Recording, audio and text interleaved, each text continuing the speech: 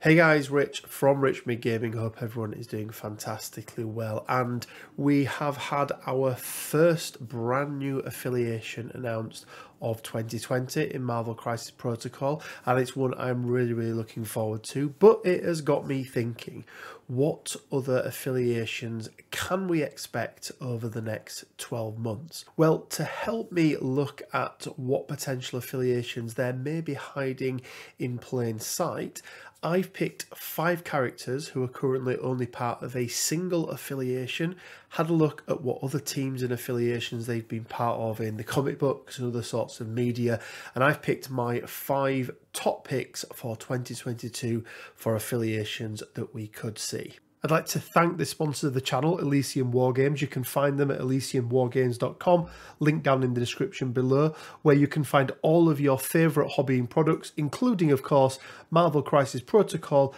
at fantastic discounts. They also run a whole bunch of events, most of which, if they're Marvel Crisis Protocol related, you can expect to see me at as well. So coming in at number 5 then is the bestest boy himself, Lockjaw, and it's no surprise, as me and Quinn have covered it in a previous episode of the Weekly Bugle, it's Lockjaw and his pet Avengers. So Throg, we've got Lockheed, we've got Redwing, Zabu, Hairball, Miss Lion. Now the comic book series only ran for a very short period of time. I think it was only 4 issues initially, and then maybe another sort of mini-series after that. I think they did one versus the Avengers as well, and then an Unleashed comic series. There's a new, I think on the Marvel Academy on the Disney Plus show. I think they've got a new Disney Plus show coming. I think they could be really interesting. I know not a lot of people are not going to like this one, but I think it could be really cool. And just to see a team of pet Avengers going up against Dormammu would just make me chuckle to no end. Number 4 then is a character from the original core box, and that is Otto Octavius, aka Doc Ock. Now, Doc Ock has obviously been a member of a number of sort of Spider affiliated foe teams, so part of the Sinister 12, part of the Sinister 6, but the one that I want to focus in on today is actually the Thunderbolts. So initially led by Baron Zemo himself, but then I think led by Thunderbolt Ross as well. So they could go in either direction, either a new Baron Zemo or indeed Thunderbolt Ross, who we've seen appear as the Red Hulk on one of the tactics cards already. But I think this would be a great addition to Marvel Crisis Protocol. They've got some really nice characters in there that they've can include as part of the affiliation, and it'd be another home for Doc Ock, who currently only has the single home in Spider-Foes. Next up is a character that I absolutely love both in and indeed outside of Marvel Crisis Protocol, and that is Nathaniel Essex, aka Mr. Sinister. Now, he's been part of a number of affiliations over the years, but the one that I think we could really see over the next 12 months is the Marauders. It will be a brand new mutant faction, and who doesn't love more mutants? We've got some existing characters who have already been in the Marauders. We've had Mystique, we've got Sabretooth, we've got Magneto himself who led them at some point. But there's a couple of options for sort of like field leaders. So Mr. Sinister was kind of the Professor X, if you like, of the Marauders, bringing everyone together, but he wasn't really out in the field battling. So we've got people like Chimera, who's an interdimensional space pirate. We've got Malice, Scalp Hunter, and then again, as I said, Mystique was also a leader as well. I think these would be a great addition. As I mentioned, there's already some characters who could make up the affiliation as well. And like I say, who doesn't like more mutants?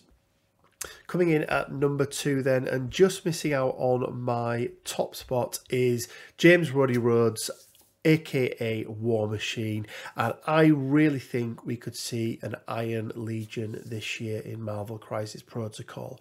We've already got the Hulkbuster, we've already got the OG Tony Stark in the Iron Man outfit, and we've now got War Machine as well. We've already seen Pepper Potts Rescue on the tactics cards, so it wouldn't take much more to put in there a brand new affiliation for Tony Stark where he was the leader, or potentially a new War Machine model where he EU as the leader as well.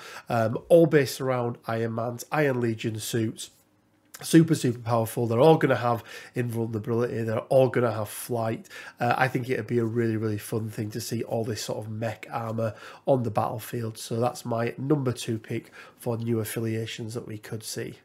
And my number 1 pick for new affiliations that I think we could see this year is all based around your boy Cletus Classidy, aka Carnage, and that is the Symbiotes. Now, what are the Symbiotes? Well, for anyone who's watched any of the movies or seen any of the comic books, you'll know that Carnage and Venom are not the only two. There are loads and loads of symbiotes, all with varying different powers and abilities.